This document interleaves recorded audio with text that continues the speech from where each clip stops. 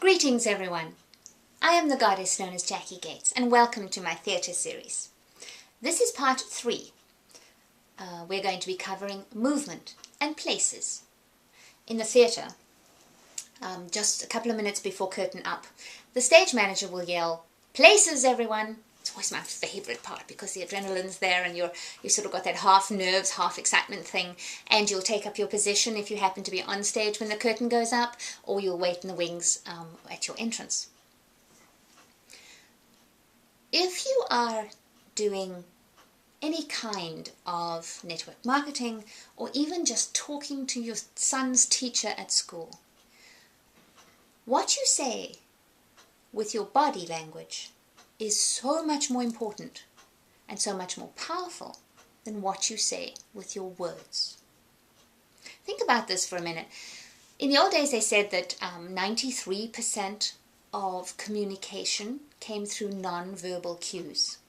They simply revised that a little. They now say that 55% of communication is body language, about 38% is not words but vocal tone. In other words, how fast you speak, how high the pitch is, the rapidity of your breathing, this kind of thing. And then only 7% are the words. Think how powerful that is, because you might think you're not really good with words, but if you are confident and if you're earnest and enthusiastic, that'll carry you really far. When I was doing theatre, I used to sit in a restaurant at the mall that had a sort of a raised area, and I could watch people. I used to watch how they walked. I would watch how they stood and chatted to each other. I would create conversations when I saw people talking at a table. You know, because if somebody leans forward like this, you know it's really intense. But if the person leans back, folds their arm, crosses their legs, oh, this is a very closed sign. And you know they either had enough or they don't believe a word you say. Your posture says a great deal about how you position yourself in the world. Think about it. If you sit like this, you know your mother told you never to slouch. So you sit with your shoulders rounded, usually your hands like this. This is the usual schoolroom posture, right? You are subliminally telling everyone that you're trying to make yourself smaller, that you're hiding.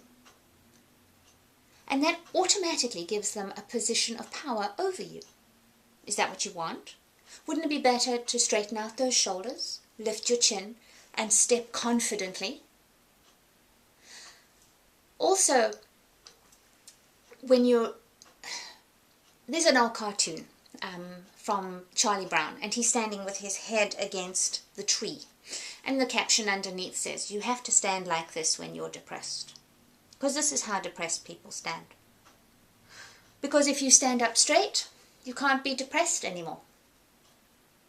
How telling is that? Tony Robbins talks about posture and physiology, and he talks about state and how you can use your body to project you into the life that you're trying to create for yourself. So let's talk about gestures too. A gesture can either be extremely powerful and make a point, like that, or it can be wildly distracting. Now, someone like me, I talk with my hands. I once had a director who made me sit on my hands, and I couldn't remember a word of what I was supposed to say. But I have a trick. I have bangles, and if I can start to hear my bangles, I know that I'm starting to look like I'm bringing in a plane, because the hands are waving around, and it's my little cue to keep my hands down. Watch your gestures. Especially repetitive ones. There was a guy on the History Channel that I watched. He drove me nuts because everything was emphasized with two hands like this, and it was always the same distance apart. Very annoying.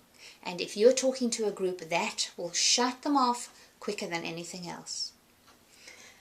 We can move on to places.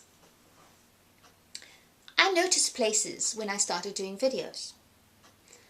You'll be surprised at how much people take in from the background of what's going on in your videos. For example, if you're standing, it's a very different feel to when you're seated. Take, for example, Eben Pagan. in his last video, he was standing behind what looked like a conference table, meticulously dressed, no other props or anything in the room. He was the ultimate businessman, very professional. Now, Jackie Alma, equally professional, equally the businesswoman, but she put herself in her kitchen. Admittedly, that's a glorious kitchen, and it's a subliminal inspiration so that you can also have a glorious kitchen. But she's a work-at-home mom. And how smart is that, to have a businesswoman look in a kitchen?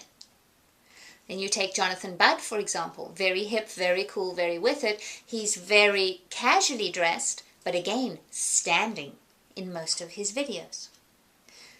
I'm a little different. I'm seated. You're in my sanctuary. You're in my home, because I like to talk to people. I like to connect. And what I have to say, although it has to do with professional things, it has a lot to do with you, with mindset. It has a lot to do with sharing what I'm going through and hoping that you will learn from my mistakes and from the things that I'm learning.